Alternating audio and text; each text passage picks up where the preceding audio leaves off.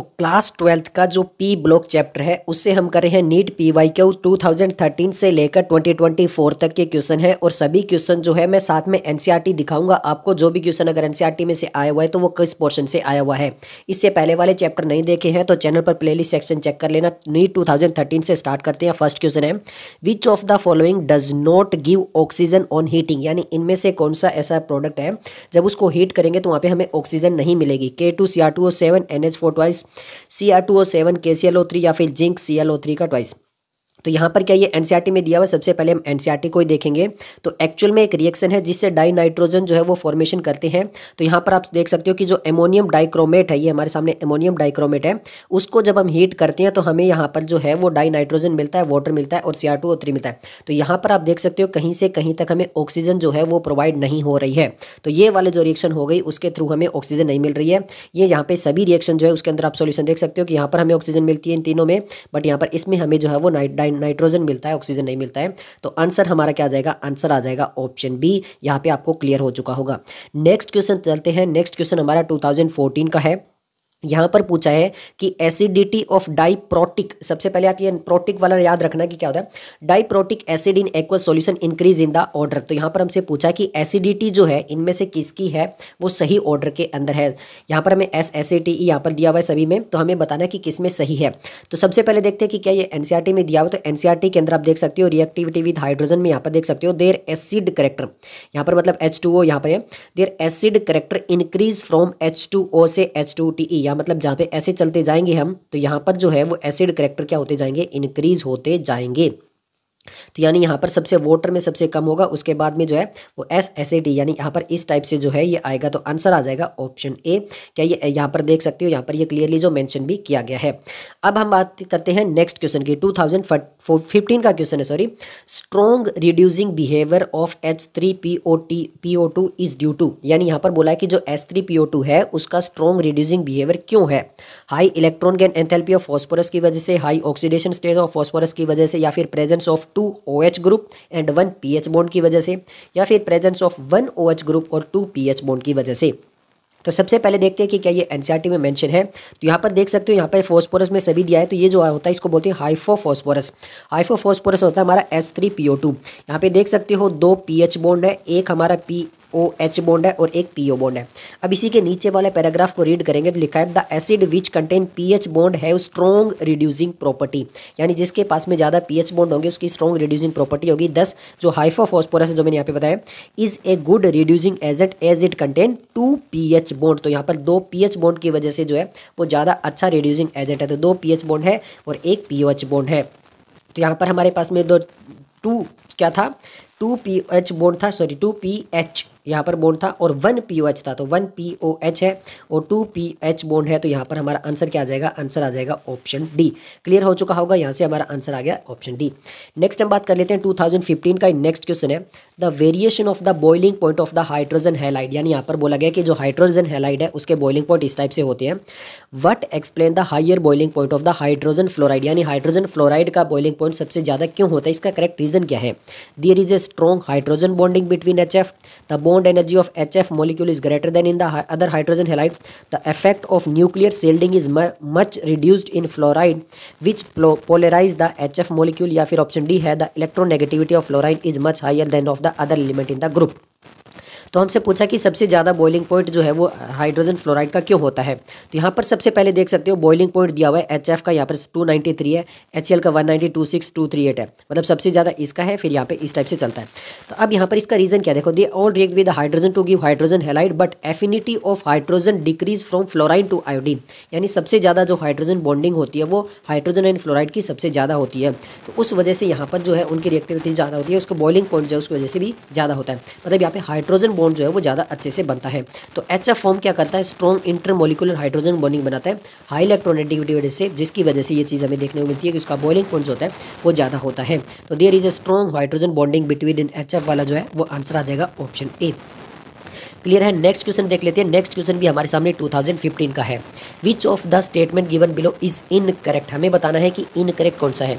O3 molecule is a bent, ONF is isoelectronic with the O2N minus, OF2 is an oxide of fluoride, या फिर Cl2O7 is an hydride of perchloric acid।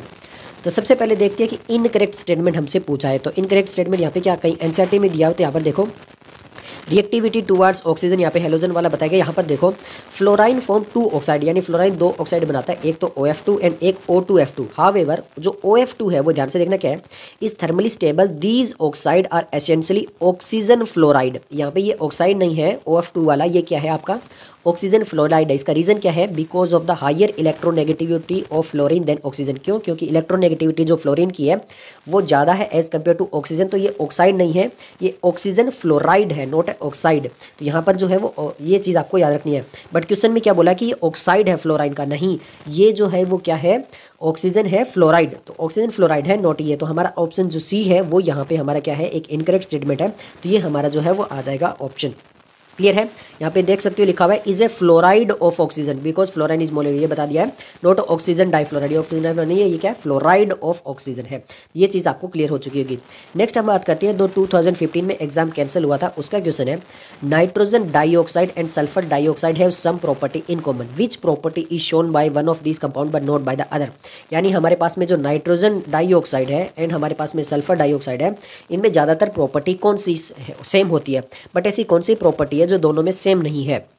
Soluble in water, used as food preservative, forms acid rain या फिर is a reducing agent. तो यहाँ पे सबसे पहले जो हमारा सल्फर डाइऑक्साइड है, ये जो सल्फर डाइऑक्साइड है यहाँ पे लिखा है कि ये रिफाइनिंग पेट्रोलियम और शुगर में यूज़ होता है, ब्लीचिंग वूल एंड सिल्क में यूज़ होता है, एंटी क्लोर है, डिसइंफेक्टेंट है और प्रिजर्वेटिव की तरह यूज़ किया जाता है। कौन? Sulphur dioxide. बट अगर आप NO2 के वहाँ पर देखोगे तो वहाँ पर कहीं पर भी वो प्रिजर्वेटिव की तरह यूज़ नहीं होता है। तो ये दोनों में डिफरेंस हो गया है।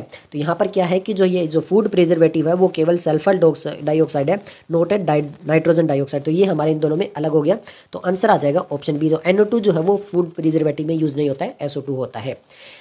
नीट रिलेटेड नोट्स और टेस्ट सीरीज के लिए आप एप्लीकेशन डाउनलोड कर सकते हो, डिस्क्रिप्शन में लिंक है। इसके अलावा अगर आपको PYQ बुक परचेज करनी है तो वो भी मैंने ऐड कर दिया है यहाँ पर प्रोडक्ट के अंदर, वहाँ से आप PYQ बुक जो है वो भी आप परचेज कर सकते हो। नेक्स्ट बात कर लेते हैं। अब हम आ चुके हैं 2016 के क्वेश्चन में। 2016 में क्वेश्चन दिया हुआ है पहला, when copper is heated with concentrated HNO3 is produced. यानी जब कॉपर को हम कंसंट्रेटेड HNO3 के साथ में हीट करते हैं तो क्या चीज़ हमें मिलती है। सबसे पहले NCERT में देखते थे क्या ये दिया हुआ है, बिल्कुल दिया हुआ है। और एक चीज़ ध्यान रखना, यहाँ पे डाइल्यूट के साथ में अगर करते हैं तो अलग प्रोडक्ट बनता है। देखो यहाँ पे कॉपर को अगर हम डाइल्यूट HNO3 के साथ करेंगे तो प्रोडक्ट अलग बनेगा, और अगर हम कंसंट्रेटेड के साथ में करेंगे तो प्रोडक्ट अलग बनेगा। इसी तरह से आप देख सकते हो HNO3 को जिंक के साथ, जब जिंक में भी डाइल्यूट और कंसंट्रेटेड करते हैं तो अलग अलग प्रोडक्ट बनते हैं। ये चीज़ आप ध्यान रख लेना, मैं पहले ही बता चुका हूँ।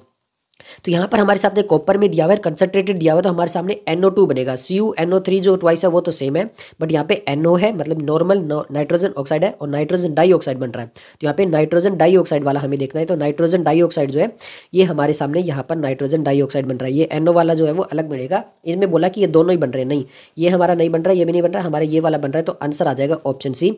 ये वाली चीज़ आपको याद रखनी है। देख सकते हो कंसंट्रेटेड के साथ में NO2 बनते हैं, और ऑप्शन सी हमारा आ गया था।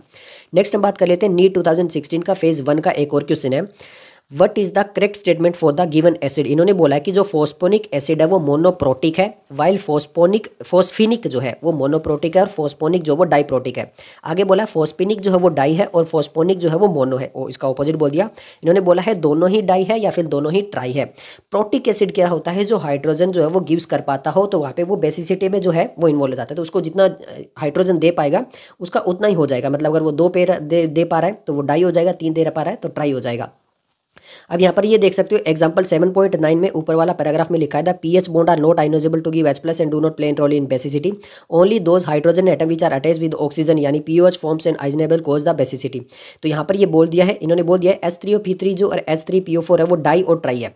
मतलब यहाँ पर ये चीज़ आपको याद रखनी है, तो यानी POH के साथ में रिलेट करेगा। अब आगे देख सकते हो यहाँ पे फोस्फिनिक जो है वो 1 POH बॉन्ड दे रहा है, और जो फोस्फोनिक है वो 2 दे रहा है। तो ये चीज़ आपको याद रखनी, फोस्फिनिक मतलब 1, फोस्फोनिक मतलब 2, ये हमें यहाँ पे याद करना है। तो यहाँ पर ये चीज़ हो जाएगी। तो फोस्फिनिक जो था वो हमारा मोनोबेसिक है, दैट इज मीन्स जो है वो मोनोप्रोटिक है, और हमारा जो फोस्फोनिक है वो डाइप्रोटिक है। तो ये वाली चीज़ यहाँ पे आ जाएगी। बस इसलिए मैंने स्टार्टिंग में क्वेश्चन आया था वहाँ पे बताया था कि प्रोटिक वाली चीज़ आपको ध्यान रखनी पड़ेगी। तो यहाँ पे हमारा क्या था, फोस्फेनिक जो था वो मोनो था और फोस्फोनिक जो था वो डाई था। तो हमारा क्या आ जाएगा, आंसर आ जाएगा ऑप्शन ए।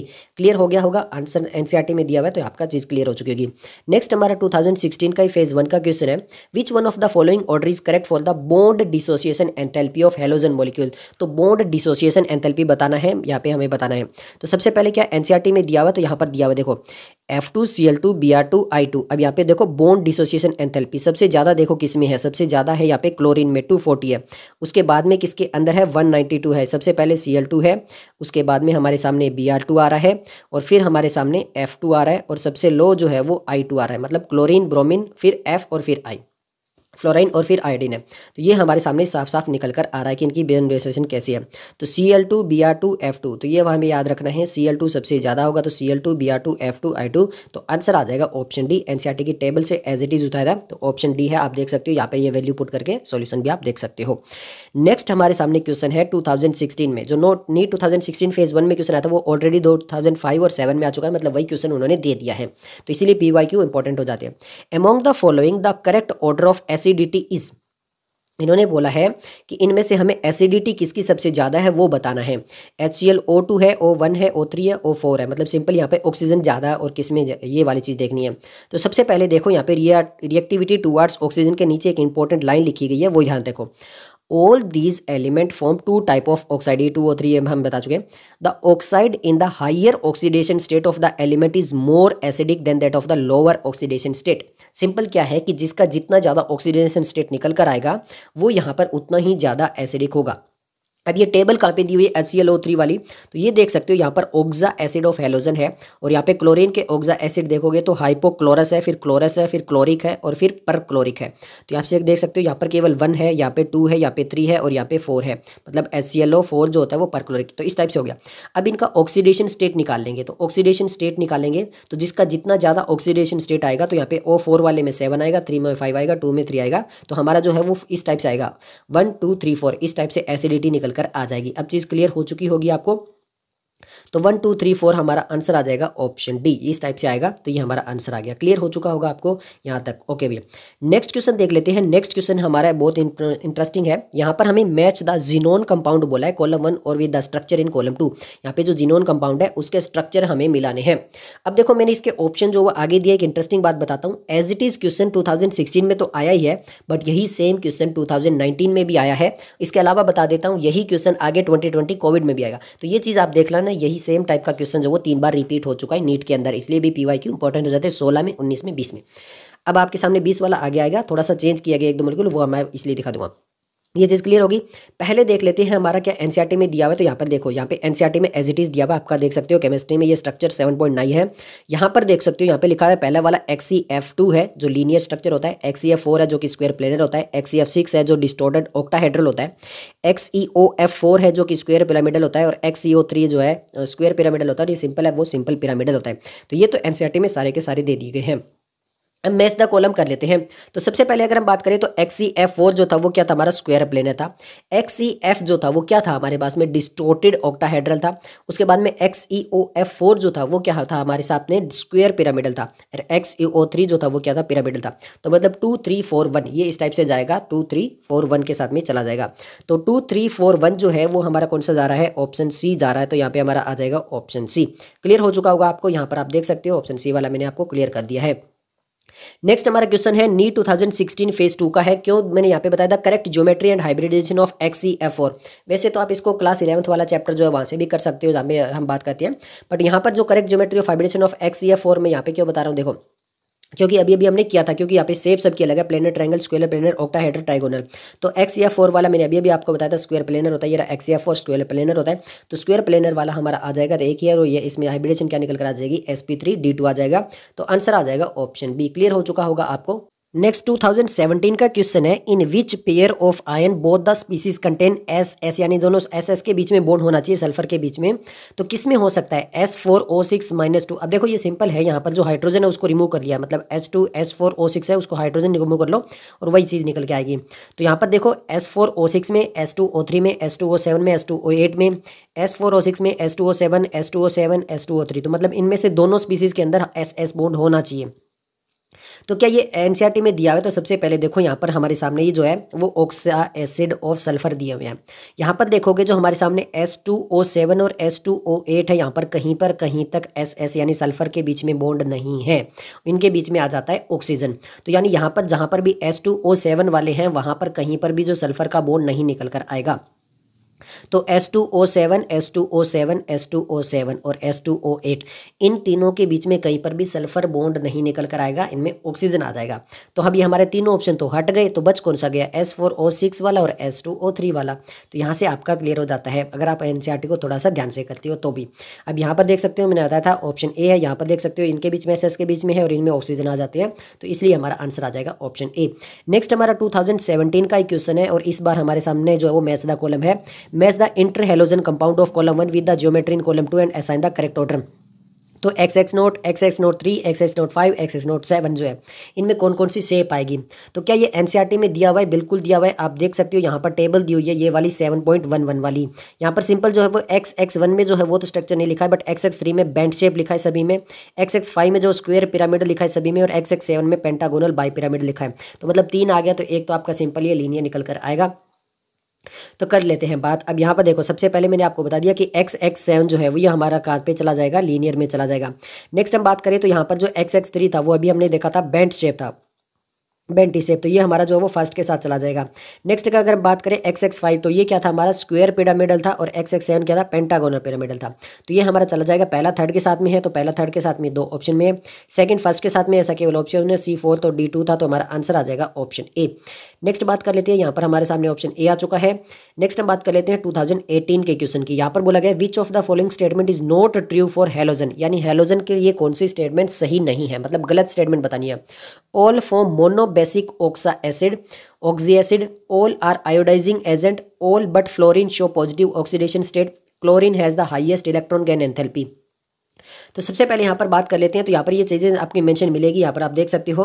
बट यहाँ पर देखो यहाँ पर क्या लिखा है? The all the halogen exhibit -1 oxidation state, however chlorine, bromine and iodine जो उनके पास में +3 भी, +3, +5 और +7 भी होता है।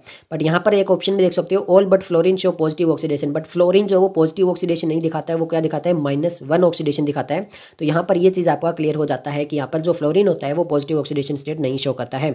All the halogen show positive and negative oxidation, while fluorine जो होती है वो नेगेटिव ऑक्सीडेशन स्टेट शो करता है। तो यहाँ पर आ जाएगा कि यहाँ पे all but fluorine show positive oxidation state, ये वाली क्या हो गई? गलत हो गई। तो आंसर आ जाएगा ऑप्शन सी। नेक्स्ट अब आ जाते हैं 2019 के क्वेश्चन में। 2019 में बोला गया identify the incorrect statement related to PCl5। तो यहाँ पे बोला कि PCl5 के रिलेटेड कौन सी स्टेटमेंट इनकरेक्ट है? PCl5 molecule is non reactive, 3 equatorial PCl bond makes an angle of 120 degree with each other, 2 axial PCl bonds make an angle of 180 degree with each other, या फिर axial PCl bonds are longer than the equatorial PCl bond. ये हमें बताना। तो यहाँ पर देख सकते हो आपके सामने एग्जाम्पल 7.7 के ऊपर वाला पैराग्राफ, यहाँ पर PCl5 जो है वो दिखाया गया। PCl5 का स्ट्रक्चर देख सकते हो। यहाँ पे ये वाला जो पैराग्राफ है वो भी देख सकते हो। यहाँ पर इन्होंने बोल दिया कि ये रिएक्ट करता है ऑर्गेनिक कंपाउंड के साथ में, उसमें कन्वर्ट करता है। यहाँ पर देखो PCl5 जो क्लोराइड देता है। अब देखो in gaseous and liquid phase it has trigonal bipyramidal structure, ये तो दिखा दिया गया। The 3 equatorial PCl bond are equivalent, यहाँ पर जो 3 इक्वेटोरियल इक्विवेलेंट है, यहाँ पे इक्विवेलेंट है तो यहाँ पे 120 डिग्री हो जाएगा। While the 2 axial bond are longer than the equatorial, और ये देख सकते हो ये 240 पिकोमीटर है, ये 220 है। इसका मतलब क्या हो गया? जो हमारे एक्सियल बॉन्ड है वो ज़्यादा बड़े हैं, लॉन्गर हैं, किसके कंपेयर में? इक्वेटोरियल बॉन्ड के में। तो यहाँ पर क्या आ जाएगा? It is reactive gas, it is reactive provide Cl2। तो ये सारी चीज़ें तो सही है। अब यहाँ पर देख सकते हो कि ये जो Cl क्लोरीन है उसके साथ में रिएक्टिव करता है। यहाँ पे it react with organic compound ये भी लिखा है, और finally divide with PCl5। But इन्होंने क्या बोला कि PCl5 जो है वो नॉन रिएक्टिव है, बट PCl5 हमने देखा कि वो रिएक्ट भी करता है, और ये बाकी जो चीज़ें हैं वो बिल्कुल करेक्ट है, ये भी एनसीईआरटी में लिखी गई है। तो इन्होंने बोल दिया कि PCl5 जो नॉन रिएक्टिव है ये गलत है, क्योंकि ये रिएक्ट कर रहा है, आपका देख सकते हो। अब बात करते हैं 2019 के नेक्स्ट क्वेश्चन की। इन्होंने बोला है what is the correct thermal stability. इनमें बताना है कि यहाँ पर जो है वो H2S में, H2P में, इनमें थर्मल स्टेबिलिटी किसकी ऑर्डर में है। तो यहाँ सिंपल पहले देखते हैं कि क्या एनसीईआरटी में दिया हुआ है। तो यहाँ पर दिया हुआ है, बिल्कुल देख सकते हो, यहाँ पे लिखा है, देखो owing the decrease in the enthalpy for the decision of He bond on the group the thermal stability of hydride also decrease from H2O to H2O polonium. मतलब ऑक्सीजन से लेकर पोलोनियम तक जो है वो थर्मल स्टेबिलिटी डिक्रीज होती है। तो मतलब H2O की सबसे ज़्यादा होगी, उसके बाद में कम होती जाएगी। तो H2O की यहाँ पे सबसे ज़्यादा होनी चाहिए और पोलोनियम की कम होनी चाहिए। तो आंसर क्या निकल कर आएगा? आंसर निकल कर आएगा ऑप्शन डी, जो कि NCERT में डायरेक्टली मेंशन भी किया गया है। नेक्स्ट हमारा 2019 का क्वेश्चन है और यहाँ पर इस टाइप जो है वो मैच द कॉलम है। मैच द कॉलम में हमारे सामने अलग अलग चीज़ें दी गई है कि प्योर नाइट्रोजन जो वो इसमें क्या रिलेटेड करता है, क्लोरीन, सल्फ्यूरिक एसिड, एमोनियम या फिर सोडियम एजाइड और बेरियम एजाइड, और इसी टाइप से हेबर, कॉन्टैक्ट और डेकॉन प्रोसेस बताना है। तो सबसे पहले कि ये एनसीईआरटी में दिए हुए हैं। यहाँ पर सबसे पहले बात करें तो प्योर नाइट्रोजन का फॉर्मेशन होता है सोडियम एजाइड और बेरियम एजाइड की हेल्प से। तो ये हमारा जो है वो फोर्थ के साथ में चला जाएगा। नेक्स्ट हम बात करें हेबर प्रोसेस के थ्रू हम एमोनिया का फॉर्मेशन करते हैं, तो ये हमारा थर्ड के साथ चला जाएगा। अगर हम बात करें कॉन्टैक्ट प्रोसेस की, उसके थ्रू हम सल्फ्यूरिक एसिड का फॉर्मेशन करते हैं, और डीकॉन प्रोसेस के थ्रू हम जो क्लोरीन गैस का फॉर्मेशन करते हैं, तो हमारा जो 4321 आएगा। तो 4321 हमारा ऑप्शन जो है वो तो फर्स्ट है। बट क्या ये एनसीईआरटी में दिया हुआ है? एक एक करके बात करते हैं। सबसे पहले देख लो, यहाँ पे आपके सामने है very pure nitrogen can be obtained by the thermal decomposition of sodium और बेरियम एजाइड। तो प्योर नाइट्रोजन जो है वो सोडियम और यहाँ पर इसलिए चला गया है। नेक्स्ट आप देख सकते हो यहाँ पर हेबर प्रोसेस दिया है, in combine with the hydrogen और Haber process to form ammonia. तो एमोनिया बनता है हेबर प्रोसेस, ये भी एनसीईआरटी में दिया हुआ है। नेक्स्ट आगे बात करते हैं कॉन्टैक्ट प्रोसेस। तो आगे लिखा देखो sulphuric acid is manufactured by the contact process. ये पूरा है, पूरे स्टेप भी दिए गए। तो सल्फ्यूरिक एसिड बनेगा कॉन्टैक्ट प्रोसेस के थ्रू, ये भी यहाँ पे एनसीईआरटी में दिया हुआ है। फिर बात करते हैं डेकॉन प्रोसेस का। तो यहाँ पे मैन्युफैक्चरिंग ऑफ क्लोरीन के अंदर डेकॉन प्रोसेस दिया है, जिसके थ्रू हमारे क्या बनता है, क्लोरीन जो है वो बनती है। तो ये भी हमारा यहाँ पे दिया हुआ है। तो इस टाइप से हमारा मैच द कॉलम बन गया था और आंसर आ गया था ऑप्शन ए। नेक्स्ट हम बात कर लेते हैं जो 2019 में उड़ीसा स्टेट के लिए अलग से एग्जाम होता है, उसका क्वेश्चन है which of the following oxo acid of phosphorus has strongest reducing property, यानी सबसे ज्यादा स्ट्रॉन्ग कौन सा है इनमें से reducing property, H4P2O7, H3PO3, H3PO2 या फिर H3PO4। ये इसी टाइप का क्वेश्चन हमने किया था, वही सेम क्वेश्चन है, देख सकते हो यहाँ पर बोला गया how do you account for the reducing behaviour of H3PO2 on the basis of structure. तो सबसे पहले एग्जाम्पल 7.9 में दिया गया H3PO2 में रिड्यूसिंग होता है। अगर वो पहला पैराग्राफ हमने पहले भी बताया था कि acid which contain pH bond have the strong reducing property, और जो हमारा H3PO2 है उसके बाद में 2 हाइड्रोजन बॉन्ड है, तो ये इस वजह से हो गया। लिखा भी है देखो H3PO2 2 hydrogen bond are bonded directly to the protein. तो इस सॉरी जो फॉस्फोरस है उसके साथ में होता है, उस वजह से स्ट्रॉन्ग रिड्यूसिंग कैरेक्टर देता है। तो ये हमारा H3PO2 वाला जो है वो सॉरी H3PO3 वाला जो है H3PO2 आएगा, हाँ H3PO2 वाला आएगा। तो हमारा आंसर आ जाएगा ऑप्शन सी। ये चीज़ क्लियर हो चुकी होगी, तो यहाँ से हमारा आंसर क्या आ गया, ऑप्शन सी आ गया। ये आपका क्लियर मेंशन हो गया होगा। 2019 उड़ीसा का ही है। Identify the correct formula of oleum from the following. तो यहाँ पे ओलियम का जो है उसका स्ट्रक्चर बताना है। तो ओलियम का स्ट्रक्चर हमारे सामने क्या होता है, H2S2O7। यहाँ पे लिया हुआ है H2S2O7 होता है। तो हमारा आंसर जो है वो ऑप्शन फर्स्ट निकल कर आ जाएगा। यहाँ से हमारा डायरेक्टली जो है वो मेंशन किया गया, तो यहाँ पे आंसर आ जाएगा ऑप्शन ए। नेक्स्ट हमारा क्वेश्चन है नीट 2020 का। यहाँ पर बोला गया कि urea react with the water to form A which will decompose to form B, B when pass through the copper plus two aqueous deep blue colour solution C is formed, what is the formula of C from the following. Simple question को समझो। इन्होंने बोला है कि जो urea है वो react करती है किसके साथ में, वाटर के साथ में, और एक कंपाउंड बनता है ए। अब ये जो ए कंपाउंड है वो डिकम्पोज होकर बना लेता है बी। अब ये जो बी कंपाउंड है इसको जब हम copper plus two aqueous solution के साथ में मिलाते हैं तो डीप ब्लू कलर सॉल्यूशन बनता है सी। ये हमें बताना है कि ये सॉल्यूशन कौन सा है और इसका फॉर्मूला हमें बताना है। सिंपल देखो, सबसे पहले हम ये क्वेश्चन जो है एनसीईआरटी में देखते हैं कि एनसीईआरटी में दिया हुआ। तो सबसे पहले देखो एमोनिया फॉर्मेशन का प्रिपरेशन वाला पहला ही पैराग्राफ है। Ammonia is present in small quantities in air and soil where it is formed by the decay of nitrogenous organic matter, example urea. यानी सिंपल है, यूरिया जो है उसको जो है ये वाटर के साथ करेगा। ये हमारे सामने हो गया यूरिया, ये हो गया वाटर। तो ये हमें क्वेश्चन में दे दिया गया था। ये एक कंपाउंड बना रहा था ए, ये वाला हमारे सामने NH4CO3 है ऑर्गेनिक कंपाउंड। अब ये डीकम्पोज होके बनाता है क्या, एमोनिया बनाता है। तो जो बी कंपाउंड था वो हमारा एमोनिया था। ये चीज़ क्लियर होगी। इसके साथ में वाटर और CO2 निकल जाते हैं। अब यहाँ पर ये जो बी कंपाउंड, ये जो एमोनिया बना है, ये हमारा रिएक्ट करेगा किसके साथ में, copper plus two aqueous solution के साथ में। ये रहा एमोनिया, और फिर क्या बनाएगा, एक डी ब्लू कलर का सॉल्यूशन बनाएगा, दैट इज द CuNH3 का फॉर, और यहाँ पे होल्ड वाइज प्लस 2। तो ये वाला जो हमारे सामने फॉर्मूला है ये इन्होंने दिया है। तो एनसीईआरटी में एमोनिया वाली जो सिचुएशन है उससे क्वेश्चन बनाया, थोड़ा सा अलग वे में क्वेश्चन बनाया हुआ है, तो ये भी आपको पता होना चाहिए। तो यहाँ पर ये वाला हमारा आंसर आ जाएगा। ये देख सकते हो यहाँ पे यूरिया, फिर ये ए वाला कंपाउंड, बी वाला कंपाउंड, और ये लास्ट में हमारा सी वाला कंपाउंड हो गया।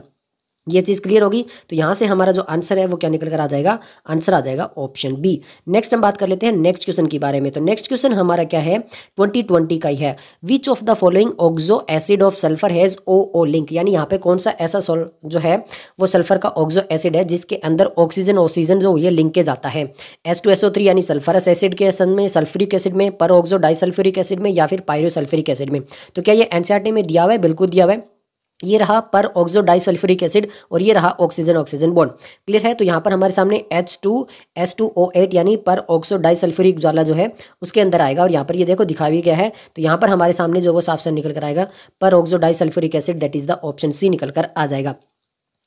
नेक्स्ट क्वेश्चन देख लेते हैं। नेक्स्ट क्वेश्चन हमारा नीट 2020 जो कोविड के लिए अलग से एग्जाम हुआ था उसके क्वेश्चन है। Among the compound show below which one reveal to linear structure, यानी SOCl O3 N2O या फिर NO2, इनमें से कौन सा है जो लीनियर स्ट्रक्चर शो करता है। तो सिंपल है, यहाँ रहा N2O स्ट्रक्चर कौन सा शो कर रहा है, लीनियर, और जबकि आप NO2 देखोगे तो वो एंगुलर स्ट्रक्चर शो करता है। तो ये टेबल 7.4 के NCERT में साफ साफ दी हुई है। तो हमारा N2O जो है वो वाला आंसर आ जाएगा, that is the option C हमारा जो है वो लीनियर स्ट्रक्चर शो करता है। तो ये हमारा साफ साफ दिया हुआ था। क्लियर हो गया। नेक्स्ट बात कर लेते हैं जो 2020 कोविड में एक एग्जाम होता है उसी में, the reaction of concentrated sulphuric acid with carbohydrate is an example of, यानी सल्फ्यूरिक एसिड और कार्बोहाइड्रेट का जो रिएक्शन होता है वो किसका एग्जांपल है, ऑक्सीडेशन, रिडक्शन, सल्फोनेशन या फिर डिहाइड्रेशन। तो सिंपल है, यहाँ पर क्या ये NCERT में देखते हैं पहले।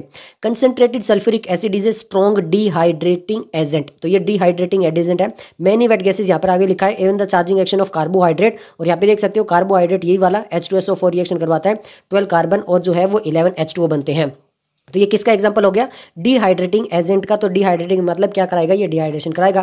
तो आंसर आ जाएगा डिहाइड्रेशन। क्यों, क्योंकि वाटर रिलीज करवा देता है।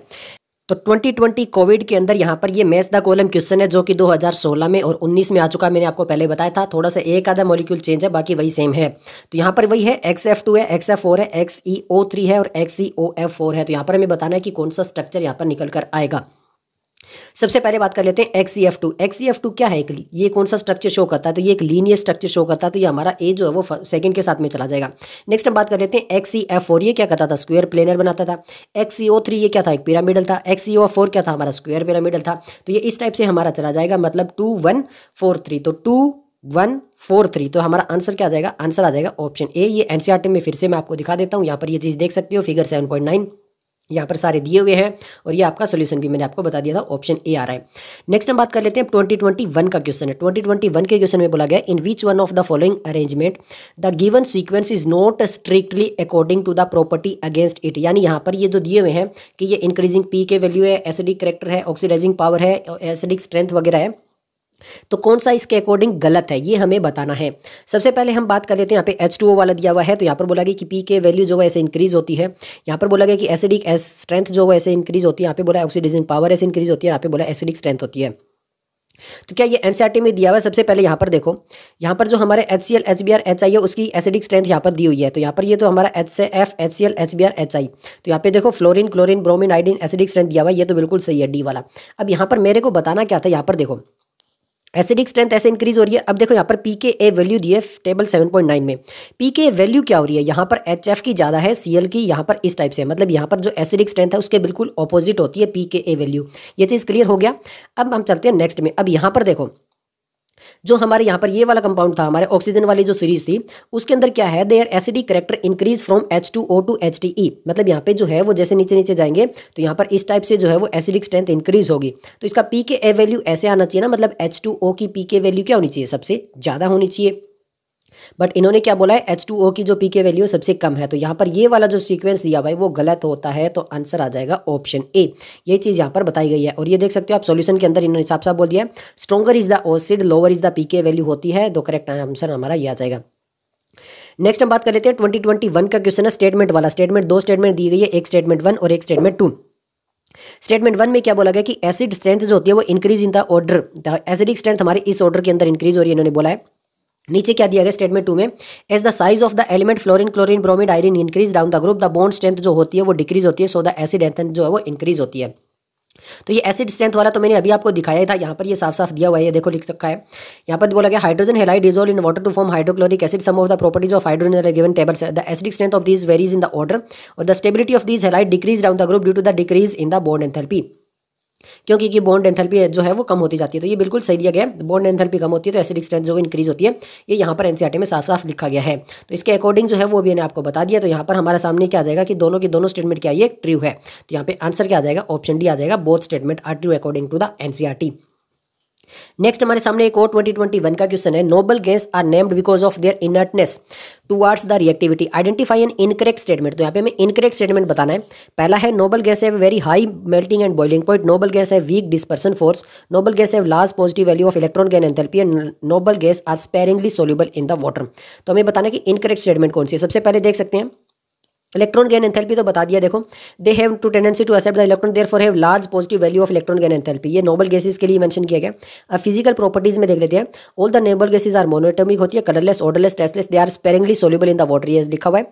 They have very low melting and boiling point because of the only one type of interatomic interaction and weak dispersion force. तो यहाँ पर ये मेनली क्या चीज़ है, और देखो एग्जाम्पल 7.2 नोबल गैस है वेरी लो बॉइलिंग पॉइंट, यहाँ पर भी दिया गया है। मतलब ये एग्जाम्पल देख लो, ये देख लो, तो एनसीईआरटी में दो जगह मेंशन है कि यहाँ पर जो मेल्टिंग और बॉइलिंग पॉइंट होता है वो लो होता है, इन्होंने क्या बोल दिया, हाई होता है, जो कि क्या बोल दिया, गलत बोल दिया। डिस्पर्सन फोर्स वाला वीक बता दिया, ये वाला बता दिया, ये भी आ गया। चलिए भैया नेक्स्ट क्वेश्चन देख लेते हैं। नेक्स्ट क्वेश्चन हमारा 2022 का है, वापिस से स्टेटमेंट टाइप क्वेश्चन है। The boiling point of the following hydride group 16, जो इन्होंने बोला कि बॉइलिंग पॉइंट इस टाइप से होता है कि H2O जो होता है उसका सबसे कम होता है, फिर H2S और फिर H2SC और फिर D, इस टाइप से इन्होंने बोला है।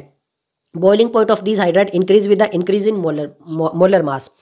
अब सबसे पहले देखो कि क्या ऐसे होता है या नहीं होता है। तो यहाँ पर देख लेते हैं बॉइलिंग पॉइंट। बॉइलिंग पॉइंट आप देखोगे सबसे ज़्यादा है वाटर का, उसके बाद में है यहाँ पर Te का, फिर है सेलेनियम का और फिर है सबसे लास्ट में सल्फर का। तो मतलब क्या है, इस टाइप से इंक्रीज हो रहा है और सबसे ज़्यादा जो होगा वो H2O का होगा, इस टाइप से होना चाहिए। तो ये चीज़ क्लियर होगी, बट इन्होंने क्या बोला कि H2O का सबसे कम होता है, जो कि गलत हो गया। स्टेटमेंट 2 देख सकते हैं, the boiling point of these hydride increase in molar mass. तो वो जो बॉइलिंग पॉइंट होता है वो हाइड्राइड का इंक्रीज होता है, बट इस केस के अंदर बॉइलिंग पॉइंट वाला नहीं है, क्योंकि हाइड्रोजन जो होता है इसके अंदर जो हाइड्रोजन बॉन्डिंग आ जाती है उसकी वजह से इसका सबसे ज़्यादा बॉइलिंग पॉइंट होता है।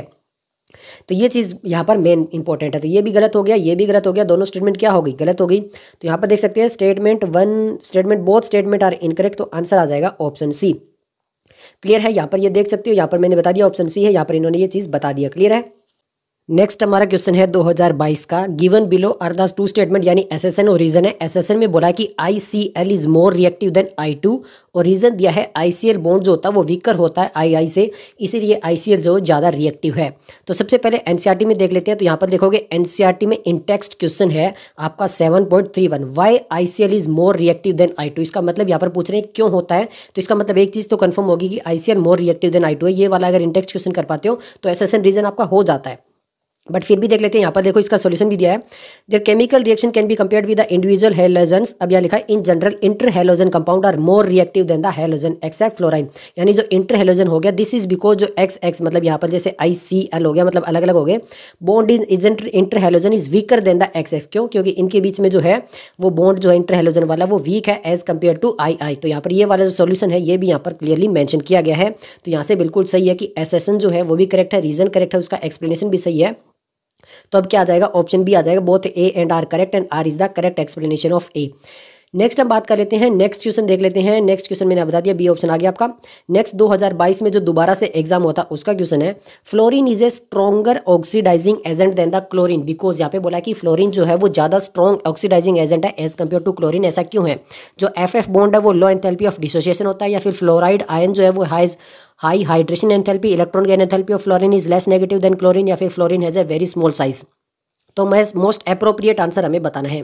सबसे पहले देखो यहाँ पर पूरा चीज़ जो है वो एनसीईआरटी में मेंशन की गई है। देखो the ready acceptance of electron is the reason for the strong oxidising nature of halogen. इसका मतलब हैलोजन तो होता है F2 is a strongest oxidising halogen and is oxidise other halide ion in the solution in even in the solid phase के अंदर भी जो होता है वो उनको ऑक्सीडाइज कर सकता है। In general halogen oxidise halide ion. अब यहाँ पर देखो ये पूरा रीजन दिया गया है, यहाँ पर देख सकते हो डिसोसिएशन एंथैल्पी बोला गया है, यहाँ पे इलेक्ट्रॉन गेन एंथैल्पी बोला गया है, और यहाँ पे हाइड्रेशन।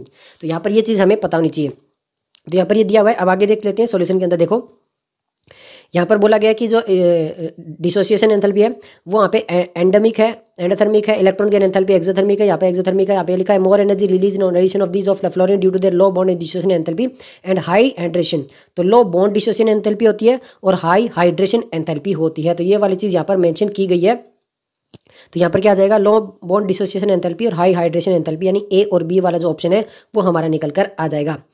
नेक्स्ट हम बात कर लेते हैं, क्वेश्चन नंबर है हमारा 2022 के लिए जो री एग्जाम होता है, which of the following reaction is a part of the large scale industrial preparation of nitric acid. अगर नाइट्रिक एसिड को लार्ज स्केल पे बनाना है तो इनमें से कौन सी रिएक्शन होगी। सबसे पहले एनसीईआरटी में देख लेते हैं प्रिपरेशन के अंदर या नाइट्रिक एसिड के अंदर यहाँ पे देख सकते हो on a large scale it is prepared mainly by Ostwald process. This method is based upon the catalytic oxidation of ammonia bye atmospheric oxygen. तो ये अमोनिया है, एटमॉस्फेरिक ऑक्सीजन है। यहाँ पर ये देख सकते हो यहाँ पे क्या बन रहा है NO और 6H2, ये वाली रिएक्शन यहाँ पे होनी चाहिए। ये चीज़ क्लियर है। तो यहाँ पर ये साफ साफ बोल सकता है कि लार्ज स्केल से कैसे बनता है ओस्वाल्ड प्रोसेस से, और यहाँ पे लिख रखा है nitric acid that is the HNO3, और यहाँ पे ओस्वाल्ड प्रोसेस से बनता है। ये वाली रिएक्शन हमारे सामने आएगी, दैट मीन्स ये वाली हमारे सामने ऑप्शन सी वाली यहाँ पर निकल कर आएगी। क्लियर है, एज इट इज एनसीईआरटी में दिया हुआ है, वहीं से क्वेश्चन आया हुआ है। नेक्स्ट क्वेश्चन देख लेते हैं 2023 का है, और 2023 में हमारे सामने जो वो मैच द कॉलम दिया है, यहाँ पे पर oxo disulphuric acid, sulphuric acid, pyrosulphuric और सल्फरस के अंदर हमें SOH बॉन्ड बताना है, SO बॉन्ड बताना है और SOS बॉन्ड बताना है। मतलब SOH और SO ये वाले बॉन्ड तो मेनली हमें बताने हैं, और SOS ये समय में किसमें क्या कुछ होता है ये हमें बताना है। तो यहाँ पर देख सकते हो आपका ये जो ऑक्साइड ऑफ सल्फर है, यहाँ पर ये सारी चीज़ें दी हुई है। यहाँ पे देख सकते हो H2SO3 में 2 OH है, S के साथ में एक O बॉन्ड है। यहाँ पे देख सकते हो 2 बॉन्ड है, 2 ऑक्सीजन के साथ में बॉन्ड है। यहाँ पर केवल एक OH के साथ में O बॉन्ड भी है, और यहाँ पे 2 OH बॉन्ड है। बाकी यहाँ पर इस टाइप से ये यहाँ पे जो है वो काउंट कर लें, मतलब ये वाले स्ट्रक्चर आपको अच्छे से आने चाहिए, तो आप काउंट करके बता जाओगे कि किस किस के अंदर है। तो पर डाइसल्फ्यूरिक एसिड के अंदर जो है वो हमारे पास में O बॉन्ड है, SOO बॉन्ड है, और जो हमारे पायरोसल्फ्यूरिक वाले में उसमें SOS बॉन्ड है। ये चीज़ तो हमें यहाँ से क्लियर हो जाना चाहिए। अब देख लेते हैं सबसे पहले पर ऑक्सो डाइसल्फ्यूरिक एसिड, इसके अंदर हमारे सामने क्या था इसके अंदर हमारे सामने था SOOS वाला बॉन्ड, तो हमारे सामने ए जो वो थर्ड के साथ चला जाएगा। नेक्स्ट हम बात करते हैं sulphuric acid, that is the H2SO4। यहाँ पे एक दो SOH बॉन्ड था और एक SO बॉन्ड था, तो ये हमारा जो है वो फोर्थ के साथ चला जाएगा। पायरोसल्फ्यूरिक एसिड के अंदर हमारे पास में SOS बॉन्ड था, तो ये यहाँ पे चला जाएगा, और सल्फ्यूरिक एसिड वाला फिर जो बच गया वो हमारा सेकंड के साथ चला जाएगा। मतलब क्या है 3 4 1 2, तो 3 4 1 2 हमारा आना चाहिए, तो 3 4 2 1 नहीं आना चाहिए, 3 4 1 2 आना चाहिए। तो ऑप्शन सी जो है वो निकल कर यहाँ पे हमारे सामने आ जाएगा। क्लियर है, ये देख सकते हो ऑप्शन सी आएगा, इस टाइप से मैंने आपको बता दिया है। नेक्स्ट हमारे सामने जो क्वेश्चन है वो है हमारे सामने 2024 का। 2024 का क्वेश्चन हमारे सामने आ चुका है। गिवन बिलो 2 स्टेटमेंट, 2 स्टेटमेंट दिए। The boiling point of the hydride on the group 16 element, यहाँ पर बोला कि बॉइलिंग पॉइंट इस टाइप से होता है। आगे लिखा है on the basis of the molecular mass H2O is expected to have lower boiling point than the other member of the group, but due to the presence of extensive hydrogen bonding H2O जो वो higher boiling point होता है। तो सबसे पहले यहाँ पर तो जो बॉइलिंग पॉइंट है वो तो बिल्कुल सही है कि H2O का ज़्यादा होगा, ये तो मैं आपको कई बार बता चुका हूँ कि यहाँ पे इस टाइप से होगा, और सबसे ज़्यादा हो जाएगा H2O, मतलब SACTE, और सबसे ज़्यादा हो जाएगा हमारे पास में ऑक्सीजन। तो ये बिल्कुल है SACTE और ऑक्सीजन, ये बिल्कुल सही है, मतलब फर्स्ट स्टेटमेंट हमारी करेक्ट हो गई। नेक्स्ट स्टेटमेंट को हम कहाँ पे एक्सप्लेन कर रखा है, ये यहाँ पर कर रखा है। देखो, in the solid and the liquid it is associated through the hydrogen bond as in the case of water, यहाँ पे इन केस ऑफ वाटर की बात कर रहे हैं, and that account of for its higher melting and boiling point than expected to basis of its molecular mass.